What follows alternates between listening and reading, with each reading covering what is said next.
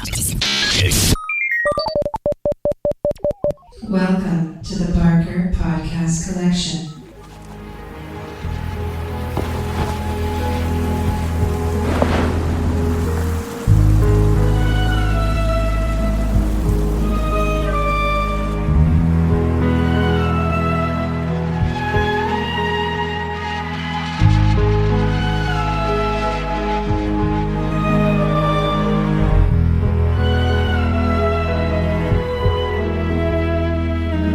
Welcome to the Not Watching Podcast. My name's Rob Howard, and today I'm joined by Marcus Hurley.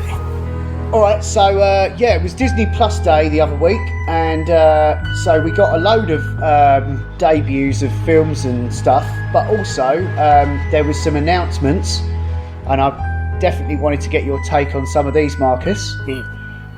So the first announcement was they're making this thing called X-Men 97. Yes. Which I have the comic book.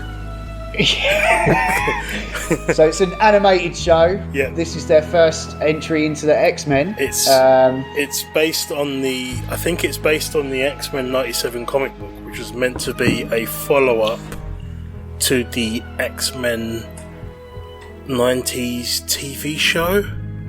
I think that's how it went. So this is kind of like a follow-up to that, but it's based on the comic book that came out, which was based on the follow-up to that. So it's, either way, yeah. If it's like Jim Lee's sort of style artwork and stuff like that, I'm happy. I don't care. I just want the original 90s music as well. That opening theme absolutely rocked. Nice remix of that at the start. Be great. I'm interested to see if it gives us any clues as to how they might be integrated into the MCU. Yeah. We also saw a trailer for Moon Knight. I don't really know what to make of this. Yeah, I don't know. I'm not familiar with the character, but it's got Oscar Isaac putting on a British accent, which is weird. She-Hulk. Big confirmation fan. In the teaser that we will be getting our Mark Ruffalo Hulk in there. Yep. No, big fan of Jenny Walters. Yeah, and he's still like clever Hulk from the look of it. So that's cool. Ms. Marvel, which I've become familiar with through the Avengers game. Yeah, Kamala on Khan. Game Pass. Yep. Yeah, with her big giant I like how they've stuff. started to make the character a legacy one, because the Captain Marvel mantle was a legacy she's like a fan, one. isn't she?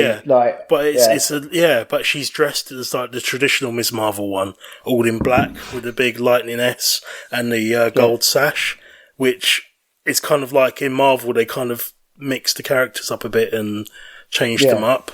So I quite like how there's becoming like legacy to these as well. It'd be quite nice. We've got What If Season 2 is coming. That we spoke about What If earlier. Echo, which apparently is a new character that's about to be introduced in Hawkeye, which I'm watching immediately after this. Yeah, same here. With my dinner. Spider-Man: The Freshman Year, which is an animated one. Mm-hmm. I Am Groot, another animated one. Ironheart, which is live action and says will star Dominic Thorne as Riri Williams, a genius inventor who creates the most advanced suit of armour since Iron Man. Wow. Yeah. And also Agatha, House of Harkness, which is basically a spin-off. That sounds quite of the fun. character from because she was like WandaVision. so cheesy villain. It was like, Yeah. It was always Wicked Witch of the West. So I expected the house to drop on her. It was absolutely it was brilliant. Yeah. Marvel Zombies, who first appeared in What If, they're getting their own show. And the big kahuna burger is Secret Invasion. Yeah. Which is going to be the live action. I think this is going to be a bit of an event, and it's probably going to tie a lot of these shows together. Yeah. And also, like, coming off the back of... Well, I don't know, actually. It's coming off the back of probably Endgame, really, because I think chronologically, he that's where he's been, isn't it, Fury, in space? Yeah. It's off the back of Endgame. Also, it was the thing in Captain Marvel, I think, wasn't it, at the end? Yeah, well, they established the Skrulls, I think it wasn't it? The shapeshifters? The Skrull. Yeah. Skrulls, sorry. Yeah. But yeah, no, I'm keen for that because However, that to me seems I'm like... curious. My Marvel brain is tingling. Marvel sense is Right, tingling. okay. This could also be a backdoor way of establishing Marvel's first family, aka the Fantastic Four, because they've got a lot in common with the Skrulls. Not establishing, but I mean introducing at least just Reed Richards, if they don't go the whole hog. I definitely think that the multiverse will have... Their introduction will have something to do with the multiverse as well. But if you're gonna go, Skrull and Kree and the whole Secret Wars thing, leaving the Fantastic Four out of it feels a little weird, a bit of a weird move. And the fact that they're going so bold seems to me as if they've got something, even if it's a minor introduction. They go and see this guy; he's a scientist. Yeah. Whatever Smartest they do, guy it won't be whatever they do, it won't be what we think, and that's why that's the genius thing about Marvel. I did actually just quickly. I did see the Spider-Man trailer. I tried to avoid it, but I haven't. I've avoided all of it, and I've seen thumbnails, and they've like enraged me. I've gone like, Well, you know that there's some serious multiverse shit going on in that. Yeah, it's pissing me off how much people want to know, and I'm like, just enjoy it. Enjoy it. Stop. But it's Spider-Man and Doctor Strange though, and I know. so for me, I'm super pumped for it. Do you know what I want? Because back when I was watching the Spider-Man TV show, they teamed up on not TV show, the 90s cartoon on Fox Kids. They actually teamed up, and to this day, me and my brother always have this weird exchange where they leave, and Doctor Strange says to Spider-Man, "May the amulet of Ashanti always guide you," and Spider-Man goes, "And may your amulets never tickle," and goes off. And for years that was our parting thing. Brilliant. So seeing them sort of team up again, I'm wondering if that line will drop in again. Yeah, cool. Oh yeah, no, that's nice. It's just reminded me of a thing that happened in Ghostbusters, but I won't say. Nice. So one more thing before we get into some TV we've been watching is that I was just really shocked by this. I sort of had a note. I have like a bit of a list. Obviously, I do a fucking TV podcast. I have like a list of like shows that I'm watching, shows that are coming out, shows that are out that I haven't got to yet, and shows that are coming out soon. And so I had Star Trek Discovery in there. Yeah. Because like they said that it was going to be on Netflix. Well, no, they said it was going to debut on CBS in the States last week. Oh, wow. And I went to check, like, oh, is that on then? Like, and they decided to pull it 2 days before the season 4 premiere. Wow, that's weird. And this is all to do with them launching this new Paramount Plus thing, which is not available in the UK yet. So it's like The Mandalorian, you know, when that happened.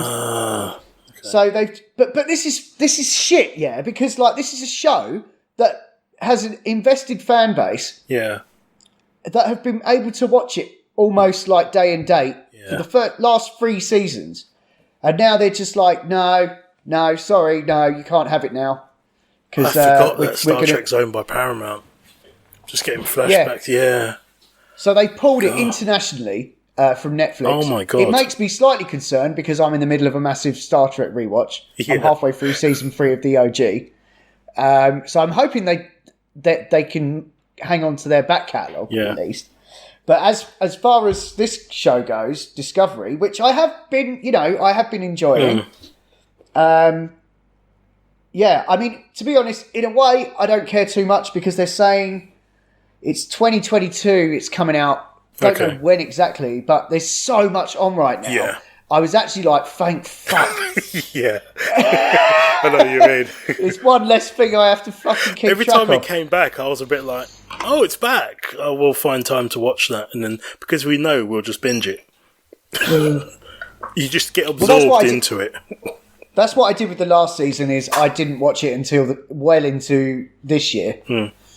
And I just binged it. But I wouldn't have minded watching it like as it was on because, but again, I had so much to watch. Anyway, we'll get into that soon. So anyway, I was just a bit miffed by that. But we all have to wait for Paramount Plus to launch in the UK before we can carry on watching Discovery. How many more of these are going to get? Are we going to get like... Because so many shows and stuff are like CBS as well. And actually CBS, I think, and Paramount might be a thing now. And you've got like all these I little think they're network getting- things that you don't know of outside the UK. Are they all Yeah, I going to think just... CBS is being rebranded as Paramount Plus okay. because Paramount owns CBS or something like that.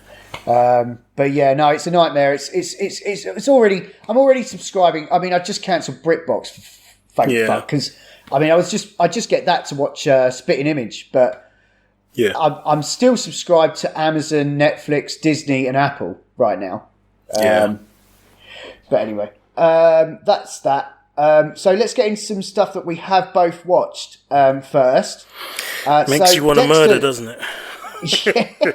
Speaking of which. So yeah, Dexter New Blood is a relaunch of the show and of the Dexter show, which has specific weight with this podcast because the second ever episode of this podcast with friends of the show, or of this parish, John and Ian, when I first launched it, was literally a quiz in which I think me and John quizzed Ian on what we did, like multiple choice quiz on things that like we reckon like happened in the Dexter finale. Okay. And like it was so outrageous, like that some of the shit that went down in that. I can't remember the specifics, but it was actually a legit quiz, and it was quite amusing how much of it Ian got wrong. Me and my other half were talking about that, saying, "Oh, he escaped," and it turns out my memory was a bit foggy. And then we were just talking about it, and I was like, "Yeah, he just went off on the boat," and she went into the storm. I was like, "Oh God, yeah, he just went off. He rode off into a hurricane in his little boat." Just like, and then there was like an after credits bit where he was a lumberjack. chopping. Yeah, exactly. Yeah, we're like, what? So yeah, that show got driven into the dirt basically, and in the time between now and when that ended, I've always, and since then, like Netflix has happened pretty much, like so seismic shifts in the TV landscape, but it's always been one of those ones where like someone's gone, "Oh yeah, I started watching Dexter on Netflix," and I'm always like, I've always recommended it with a caveat, that it peaks about halfway through. Yeah, I remember I did the run, and it's about halfway, 2/3, and it just falls off a cliff. And then I think it really peaked in the second season when they were all after him. Yeah, the butcher of something. Yeah, the Bay Harbour Butcher. Yeah. That's it. But I still have enough affection and memory of the show to give this a shot. Yeah. So I watched it once, the first one of New Blood. I was a little bit drunk, but I made a note to watch it when I was not drunk. And I think it's quite cool. It's got a bit of we're obviously picking up from like where that little lumberjack thing. Yeah. Which just seemed ridiculous then. Yeah, and they've just gone with it and gone, well, you've got to deal with all of that. Who cares? Yeah. We're going to move on. Yeah, but it's actually fine, yeah. I mean, like, enough time has passed. He's now got his son, Harrison, from the original show, is now almost as tall as him. Yeah. And is probably, for my money, the most interesting thing about it right now. I think I've sussed the current kick of the show, the thing. Because it's, I think, I don't, but it's kind of spoilery. I mean, we're 3 episodes in, a 4th one will drop on, it's on every Monday. I've been really enjoying it. I've been really enjoying it. So I've got Now TV, so I've been catching it through Sky that. on Now TV, yeah. So I've really been enjoying it as well. It feels a bit like old school Dexter, only he's not quite. He's rusty, so it's like he's doing all of the things where he's kind of going, I'm so smart and everything, and then he's kind of going shit. And then he's a bit out of it, isn't he? Yeah, and because he's like he's suppressed that, and he's not done anything for as long as we've seen him, as far as we know. But he's haunted. And I think the way that they do the Dark Passenger now is brilliant, because it's no longer an inner monologue or something to do with him. It's Deb. Yeah. It's in the first 5 minutes. It's like proper over the top Deb, like when she was being a full dick. Like... There's a really good... Have you seen the 3rd episode? Yeah, yep. Yeah, where she's like going full on Fargo. Yeah. They even name checked Fargo. Yeah, I was because like, that's a bit yeah, much. right. And then he wipes We know the what you're doing window. here. Yeah. Yeah, it's a bit much, Deb. It's a bit much. Yeah, no, I'm quite enjoying it. I do find some of the characters a little bit like cartoonish. Yeah. But then it's small town, so you don't know. If we move to a small... There seemed to be a common thing in small town. I'm a bit like... Yeah. Maybe. But yeah... But it's very much paced like Dexter used to be. It's got... They use the music. They haven't done anything wrong so far, No. I think. You know... no spoilers. And the classic Dexter mechanic is... Oh shit, how's he going to get out of this one? Yeah. And it's like right now he has like police circled around his hut. Yeah, they're already there. It's like fucking hell, like straight away. But it hasn't been like it hasn't quite got up to like murder of the week yet. It's quite a way away from that, and I think that's good, to be honest. It's kind of strange because you've got. And all of the things you're discovering more and more about Harrison, it seems like. Oh, he's a lockpick. He's a lockpick. He you know, when he saved the kid in the school, and there's all this going on, and you know, he sort of survived for whatever years on my own, and it's like, okay, there's something he's not saying. There's stuff that he knows and done and whatever. Because why has he gone there? It's something really desperate that's driven him there. And now that he's there, he's found him, he's just sort of doing the teenage thing of being all aloof about it and sort of, you know, oh, you're a dick, you're a drag. Integrating. I don't need you. But you've travelled halfway across bloody America to find him. How did he manage that? You've travelled the length. Like, they were in South America, weren't they? Yeah, well, I think my theory is... Your theory is my theory, I reckon. My theory is the writers haven't fucking figured it out yet, but they're just making us guess. My theory is New Blood is on the nose. You what? My theory is Listeners, you might want to pause this. My theory is New Blood is right on the nose. Oh, I see what you mean. Yeah, like son of Dexter. We have an evolved Apex. Yeah, all of the flaws of the father perfected. And then it's going to get to the point where Dexter has to put him down. Yeah, it's, you know, that's the perfect arc, isn't it? Channel your hatred. Yeah, no, you're totally on the money there. That's the perfect arc, isn't it? Yeah, because he could do all the things that Dexter was afraid of, being social, all of that sort of thing, that he's taken up until now. But even you can see now he's still awkward. His son just gets in there. He's too smooth. Yeah. Oh, well, perhaps we'll need to create a new Dexter cast, ironically, from the ashes of that abortion of a finale. Like, we're going to end up becoming the Dexter cast. Oh, God. Well, maybe. we'll check in on it. We'll check on it every couple of... definitely. I don't know how many episodes it's got, but yeah, I reckon every couple of podcasts we'll check in on it. And I did have a look, and I think it's going to be running until into the new year, just just after Christmas. But I don't know. Knowing Showtime, they will probably spin this out into more than one season. Yeah. As much as they're hyping it as like a limited series or whatever, that's bullshit. Yeah. Dexter is back. That's the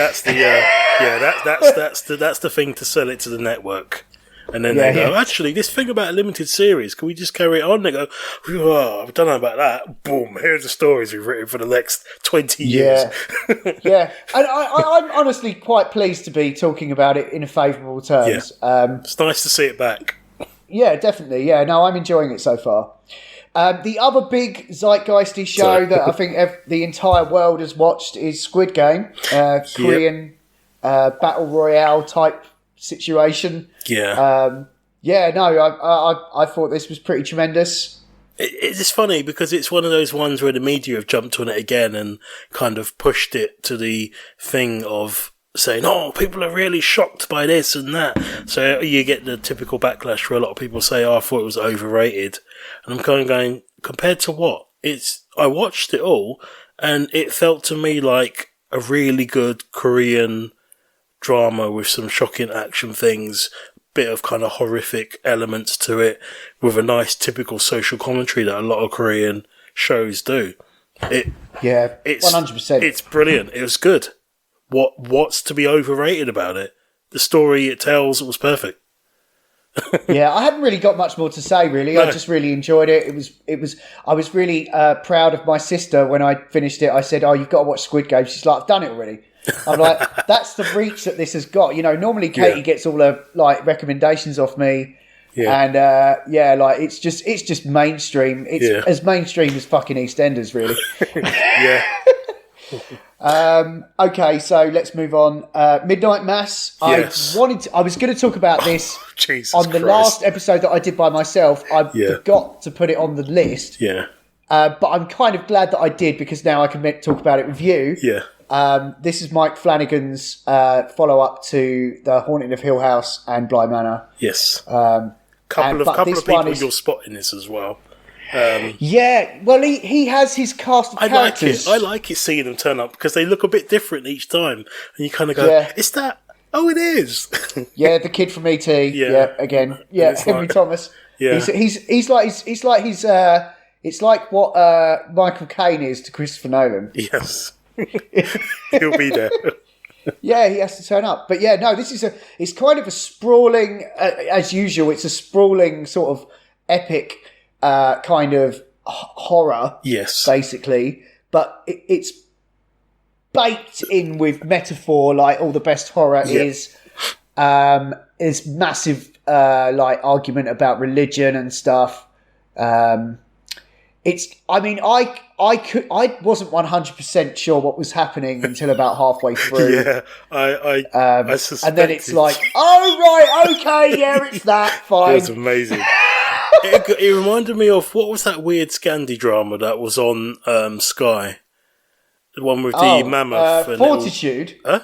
Yes, Fortitude. Initially, because it was just like small town, all these people, some are weird, something sinister's going on, and something weird's happening, and then it just gets weirder, and then something insidious starts spreading through the town, and then it, unlike Fortitude, it just ramps it up, and you're like, holy shit, what is going on?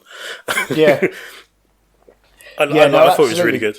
I thought it was good. Yeah. The only thing about it is that there's this thing in it where Flanagan is such a devotee of Stephen King. He does love a monologue. Yeah. So it's like, I was getting to the end and it's like the cop's like, did I ever tell you how I came to this island? And by that point I was like, here we fucking go. Oh, and it's like it's like this poor other actress is being acted at for about half an hour. Yeah. I was looking to see if you could catch the bit where they tried to cut away from the eye roll, but I never quite caught it. I was kind of hoping that the cop would turn out to be like this insane badass because he had to be, but he still turned out to just be okay. Yeah. Yeah, and there's still a lot of loose ends dangling and stuff, but I mean, this is a one and done. It just That's goes kind so of his style. It just when it just takes off, and then you just think it makes you worried, for OC Island. It's very much that kind of thing. Yeah, it reminded me of that, the Third Day sort of thing. It was very similar, but heavy religious overtones and the dangers of that as well. And I thought it was good. It was good. I was almost about to do a segue there. Speaking of, yeah, we've both been watching What We Do in the Shadows. Yeah. But I don't know. Strange. Well, it's insidious, isn't it? They're strange. They're creepy. Yeah. What We Do in the Shadows, season 3. Come out of the rain. Yeah. What We Do in the Shadows. I thought that was another home run. Brilliant. Yeah. Yeah. They get promoted to the Vampire Council. I wasn't a fan of the new character. I mean, I've seen her in things. What's her name?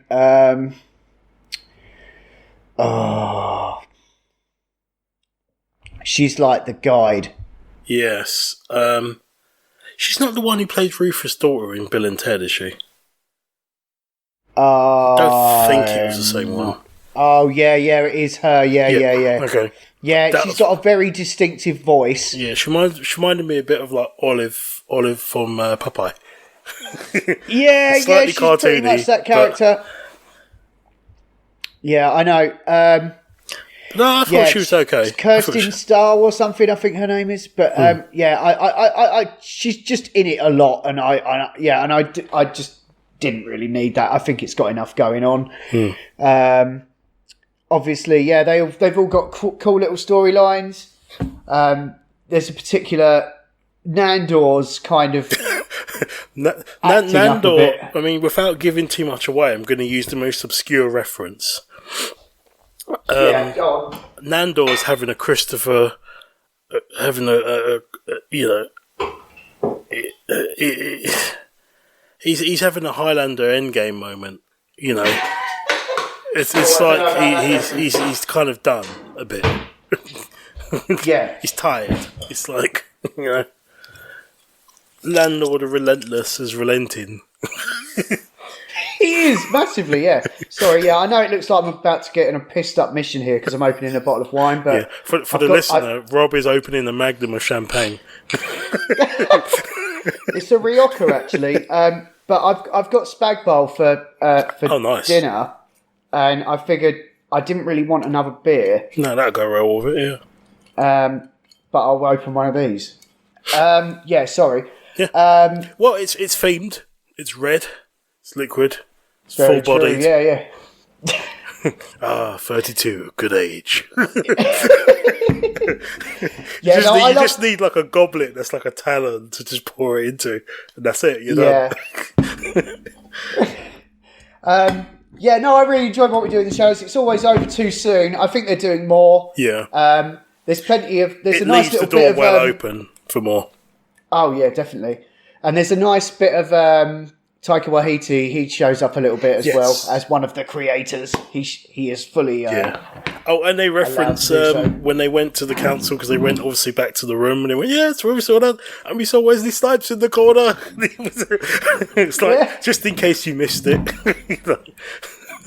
Yeah, there's also a little bit of a twist and some very interesting stuff going on with Colin Robinson as well. Yes. Who must always be referred to by his full name for some reason. Indeed. For he is an energy vampire. That was great. I just find that Nadia, she gets almost like the best lines, because she comes out with something and you're just like, what? Whereas Matt Berry's just like, fuck off. Oh yeah, definitely. She just comes. Fuck that. Right. Okay. So Cowboy Bebop. I just want to frame this quickly. My friend worked when he was in New Zealand. Worked on this, and it all got kind of shut down in COVID. And there was a actual decision about whether they were going to carry on with it or not, but they did, and it's now on Netflix.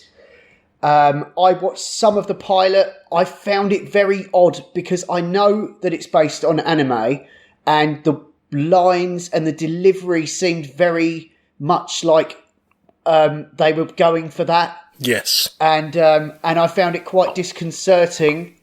But you're convinced it kind of works by the end, right? I've got a friend who absolutely hates this series. He's a big fan of the original.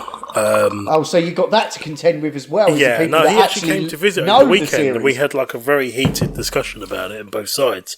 And having watched... Yeah, I've not seen the original stuff, so... The original's brilliant. It's still brilliant. It came out in 96, 98, and it's still a pretty nice piece of animation. You know, it's a series with a few episodes. I think like 20 something. I think what annoyed my friend is that the part of the original series that many people say kind of ruined it was the serious side, where it's all to do with his past, the main character's past, whereas that's become a lot more focal in this one. So it's like certain characters and stuff that are only really in it around the edges, and then at the end. And they've become more involved in this. But it's weird you mentioned the anime delivery, because the feel I got from this, watching it initially, was that he was going for a kind of Scott Pilgrim feel.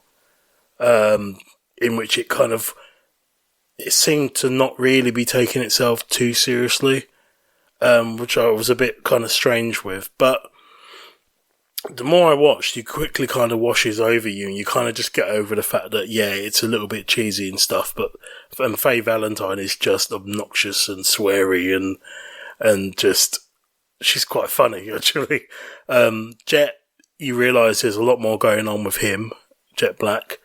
And Spike is just Spike. Spike has always just been a food-obsessed, lazy, half-moon-eyed kind of, he just bumbles from this to that, but he's got a real past in which he did some awful things. This is the John Cho character, yes, yeah, right? yeah. Spike Spiegel. Yeah. I kind of don't agree with the way that they refer to his past so much, so quickly. It's kind of like, because in the anime, he was always Spike. There was a hint that he was involved in an organisation before, and this was kind of like a new life for him. And you kind of get that, and then at the end, it all comes to a head, that sort of thing. But I just feel in order to my friend kind of used the term, or actually someone else on his feed used the term Cowboy Bebop remix. And that's what this kind of is. It's taking, having known the whole story, and then going, well, what if we expand this part? I think the guy who plays Vicious is a little weird. He looks a bit strange. He looks more kind of Latino, Spanish, whereas in the original he was kind of like your typical brooding white-haired anime swordsman, didn't say much, was actually quite scary because he was quiet. Whereas in this, he's a bit more Latino psychotic. Yeah. I don't know, he might not actually be Latino, maybe like Spanish. Kind of like Desperado, Antonio Banderas, with white hair. Oh, right, okay. And more batshit. That's what he kind of seems like, but he's a massive arsehole and stuff. And the flashbacks to them and their past and stuff together is quite nice. You get a weird sort of Pulp Fiction feel of camaraderie between the two. But we watched all of it, and I'm like, I'd watch more of it. I think it's a good, interesting adaptation. It's difficult because it's another one of these live action ones where you kind of go, oh god, there's been so many and there's been hit and miss. Like the Bleach one was like, what the hell? Fullmetal Alchemist was, what the fuck is that on his head? That's not hair. Yeah, it's they've done a few now, haven't they? Yeah. This, I would say, is definitely one of the better ones. They've captured the world really well. The world building, everything about it. There are a couple of scenes that are almost straight out of the anime, like the landing of the Bebop, the way it touches down on the water and stuff like that. Some really cool bits. They've changed some bits as well to make them more pronounced. Things like the dog character and stuff like that. They've really kind of, I think they've done a better job, a bit more service to that. So we'll see where it goes, because unlike the TV series, this only introduces 3 of what in the anime, there's 4 characters, and this only introduces the 4th one right at the end, when things have kind of gotten a bit kind of crazy. Literally, like, it's almost like a post-credit sequence, almost. So yeah, series 2 is when it's all going to really kind of come together and stuff. And they've really done some of the batshit episodes, admittedly slightly toned down, but if they've done some of the ones already, I'm curious how the hell they're going to do some of them, because in the original one there's almost like an alien homage, but it's the most unlikely source this creature's come from, and it's Spike versus this thing in the ship. And it's literally like one-on-one. It's taking out everyone else with a virus, and it's properly goes him versus this thing. And I just don't know how they're going to... No. They haven't committed to a second season yet, have they? No. But I just think it's a bit harsh that people have been going really for the jugular, and I think it's just indicative of the society we live in, where if something isn't the best thing on the planet, it gets crucified. And I think things should be allowed to breathe now a bit more. I think it's maybe my benevolent feeling towards like Aliens Fireteam and stuff like that. Whereas I feel they're doing a good job with this. They've obviously held back quite a bit and tried to go out on their own with this, but at the same time then slingshotted back to do some of the anime bits because I didn't want to alienate all the fans, and I think some of it doesn't quite land well. It's just the old thing that fucking Disney though. Does it have to be live action? Why is it? I don't know. I don't know why. And especially if it's just a remake of a long ago show. Yeah, but the thing is, this long ago show is a lot better than ones they've even made now. It's one of those ones where if they made it as a live action show to begin with, it will be up there with like Firefly and stuff like that. People would say it's really good. It's got cult status for a reason. I've watched the original one in French, and it looked like a film noir sort of like. It worked really well in French language with subs. Right. It's really freaky that this piece of anime that a lot of people would go, oh, it's anime, yeah, it can't be that good. But they approach it in a really weird way, in which all the episodes are kind of different and things happen, and you just get pulled into the characters and stuff. And it works even dubbed, subbed, or whatever. It was one of the few ones that didn't have the whole, oh, I prefer the Japanese language, or I prefer the English language, or I prefer this and that, because it seemed to work pretty much in whatever language you'd set it to. Yeah. It was almost like Lupin, those cartoons. Yeah. But yeah, anyway, I found it really good. I'm not going to jump into any more about it because I've waffled too much. And I hope they get more done because I think it's a really well thing. They kind of build the world up differently. And then people get like, Faye gets her iconic spaceship that people realise because you realise she's flying around and something different.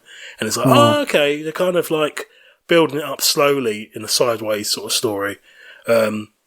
And so, yeah, so season 2 will probably feel a bit more like it. And there's some really nice kind of beats as well, like human beats in there and stuff. And some really horrific stuff as well. Yeah, well, let's hope it happens, eh? Because Netflix, I mean, like I said, this first season had went through its issues. I think John Cho was actually injured on the set as well. Oh, and that's another reason why they were... Actually, that's it. It wasn't COVID. It's because he got injured. That's why they were worried about even carrying on or not, because of the insurance and stuff. Okay. But anyway, I'm glad you enjoyed it, mate. Yeah. And no worries if you just finished watching it all, like totally unload, man. That's what this is for. Before I forget it all. Yeah, that's it.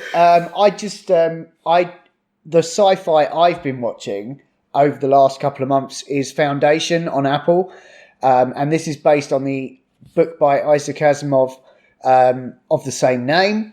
Obviously, they've had to take some license with this because the story's set over 1,000 years. But it's a book that is it's a story that is obsessed with time and age and generations and stuff. It's almost a bit depressing, but you've got at the root of it. There's this character called Harry. What's his fucking name? Jared Harris plays Harry Seldon, and he's basically he's like a mathematician who thinks he's come up with like the formula for the demise of the Galactic Empire. Oh wow! Which is ruled by this. They're called like the Triple Council. And they're basically like the Triple Dynasty, and so you have like Dawn, Day, and Dusk, and they're all clones of the same emperor. So you have like the old one, then the middle-aged one who's played by Lee Pace, and then there's a younger version who they sort of rear as a son, sort of thing. It's a bit like Norse mythology, a bit, isn't it? In a weird way. Yeah, maybe. With the three goddesses, you've got like Urdu, Verdandi, and Skuld. It's like past, present, future. Oh, right, okay, yeah. I think this is an invention for the show, but they needed some way of sort of bridging. No. I like it because it's a cool trope. So I've got no issue with it being used. Yeah, Apple have spent like all the money on this, so it looks spectacular. But it's quite weird because you like by the end of the season, the guy who Lee Pace is playing is like the son of who Lee Pace was at the start, sort of thing. But there's all these sort of like philosophical arguments about like, do they have a soul if they're just like clones? Okay. And meanwhile, you've got these colonists that are they're following this mad Harry Seldon guy. They're just like blind faith, kind of being exiled out to this new world. But it's very like faction based. It's as close as like sci-fi Game of Thrones as I have witnessed so far. The finale was last week, so it's all up there on Apple now. Nice. I think it's great. It's the writer of this, David Goyer, who's written loads of stuff, and he's got 8 seasons in mind for this, so hopefully Apple will let him do that. But yeah, no, that's great. Really enjoyed it. There's a bunch of stuff on here, other stuff that I've been watching, but I don't really need to go on. I'll just mention Oates. Have you heard of this? No, Marcus? What is it? Basically, Neil Blomkamp set up his own indie studio. Sorry, yes, I have. The weird, freaky films and stuff like that. Yeah, little short. I've seen a couple of them. One had Sigourney Weaver in it. Yeah, the first one that's on Netflix does. Basically, it was all on Steam, the video game platform. Okay. But they decided to put it all on Netflix because I found it on YouTube and started watching a couple of them. Oh yeah, it's probably on there as well. Yeah, it's like the one with this creature and it's just all hands and fingers. And like, what the fuck am I watching? Yeah, that's horrid. Yeah, that's really, really horrid. There's some great ones where it's like just like some guys in a lab going, "Oh yeah, we've just like created this new weapon," and they just like bring out some poor prisoner man, and it's like, "Yeah, what's this?" And they just fly all these little insect drones, and then they like implode on him and stuff, and it's just like jibs everywhere. There's some good stuff on there, definitely. Some of it's like a mixture of CGI and live action. Basically, he's got like some really, he's such a like auteur, like Neil Blomkamp. He's like just this mad genius. Yeah. Like, you know, District 9 was always like, wow, this is like some weird little indie film, but it looks incredible. Yeah. Because he's using like game engines and sort of motion capture stuff. The highest quality stuff for it. Yeah. Well, he's got a new film out at the moment called Demonic, and apparently that's all done. He's put all the assets for that on Steam, and you can download them if you want, because he shot the whole thing in VR. Oh, wow. Like the whole set so was like all like rendered. Yeah. Like he mapped out this whole physical location, but used VR cameras and stuff. So it didn't get very good reviews, but I'm interested in watching it just for the craft of it. No, I mean, from what I could tell, he seemed to be, because it's Oat Studio, wasn't it? And he champions ideas, like basically these are all essentially films with like the human element and everything else stripped down to their essence. You know, like 15, 20 minutes or something, or 40 minutes in some case. And it's like some of them I felt like I was watching the full film, and then it ended. I was like, oh wow, what happens next? Yeah. Oh yeah, no, but I love a anthology thing. It's very much like, you know, your Death, Love and Robots sort of stuff, like so. But yeah, no, I've been watching a bunch of stuff. I guess the only thing I want to mention really is the final season of Goliath. That Billy Bob Thornton directed the pilot for this one. They moved the whole location to San Francisco. It's got a very cool noir sort of vibe to it. And yeah, that's going to be the end of it now. 4 seasons of Billy Bob basically playing himself. And just like, I don't know if it was the best season, but it was a nice way to kind of cap it off. And you say they moved to San Fran? Yeah, I was joking earlier about that, saying I've seen San Fran pop up more and more in films and stuff. Yeah. It's like the new filming location. Someone must have done something nice for the arts and craft in that area. Yeah. Cool. Yeah, I don't know, man. All right. I think we can leave it there. Yeah. Might come to some of those ones I'm missing. Yeah, Succession, I've heard is good. It's the one with it's with what's his name, isn't it? It's older actor. There's 2 of them. Yeah, it's Brian Connolly, Brian Cox. That's it. Yeah, and he's Succession like, is fantastic. Yeah, I've heard it's really good. I'm watching it as it's on. He's basically playing Rupert Murdoch, and his family all want a piece of the pie. and they're just squabbling children. It's actually written by Jesse Armstrong, who did Peep Show and The Thick of It and all that.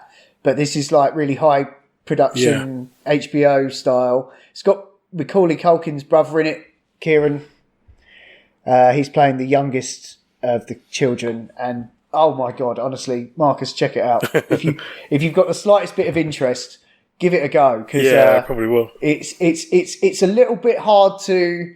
You really have to watch it, and it's not like the most, fantastical subject. No, it's just incredibly well written. It's the power thing, isn't it? It's all about who's going to take over the empire and who's the king and everything else. And it's a real power play story. But it's comedy. It really is, and it might not seem apparent, but because there's no canned laughter and it's not like silly stuff. No, it's like instilled dark comedy. It's fucking hilarious. Yeah. I crack up watching it, honestly. Well, to be honest, with those previous credentials of Peep Show and The Thick of It, I just think, there's no way it won't have some real ticklers in there. Oh, it's been. I think people are regarding it up there with like in the pantheon of shows, like Breaking Bad and stuff at the moment. Wow. And we're on season 3 right now, and they're saying they're going to go for a couple more. So don't think you've got too much catching up to do. You've got a season and a half if you want to get involved. Yeah. But Mondays at the moment with that and Curb Your Enthusiasm, New Curb, and Dexter. Yeah. It's like I just powered through it all last Monday. I was just like, I've just got loads of cool TV to watch. Bollocks. It's almost a bit like old school again, isn't it? Like your days of the week are linked to programs again, as opposed to when does it all drop, and then you dedicate like a week to watching an entire series or something. Well, it is almost like that, because it's like Sky is still doing a lot of like the HBO Showtime shows, which normally debut in the States on a Sunday night. So we get them on Monday. Yeah. Dexter, Curb, Succession. And then Disney have claimed like Wednesday as their new content drop day. So we've got Hawkeye tonight. And then you've got Amazon and Netflix have got Friday for the weekend. So it's like you are like we started this recording, as I was saying, to bring it to a close. I am fucking bunged up, mate. Airtight. Every fucking orifice is got TV going in it. It's disgusting. That is a horrific image, but that's almost like was it Tetsuo Body Hammer or whatever it is, Body Iron? Well, I wasn't going to go there. Fear, but it's disgusting amount of content at the moment. You are going to become a Tetsuo blob from Akira with like TV fibre optic cables and HD screens in your eyes, and that's it. Anyway, I best fuck off then. Yes. And watch this Hawkeye show. Yeah, no. We're going to sort dinner out now and do the same. Yeah. Right. Dinner first, then Hawkeye. Yeah. See you, dude. All right, then. Okay. We'll be back later in the year or early next year with our shows and films of the year. But until then, take care. Yeah, and stay safe. Stay safe and Happy Christmas. That's the first time I've said that this year. Wow. That's freaky. Thanks for listening to the Not Watching Podcast, part of the Not Listening Podcast Network, where you can also find the Not Playing Podcast, where we talk about video games, and the Not Listening Podcast, where you can hear Adam and Co. talk about all kinds of nonsensical nonsense. You can email us at notwatchingpodcast@gmail.com, or you can tweet out or follow us on Twitter at notwatchingpod. You can find the show notes for all our shows at notlistening.co.uk, and if you like what you've heard here, please do leave us a review. Anyway, that's all for now. Until next time, stay safe out there.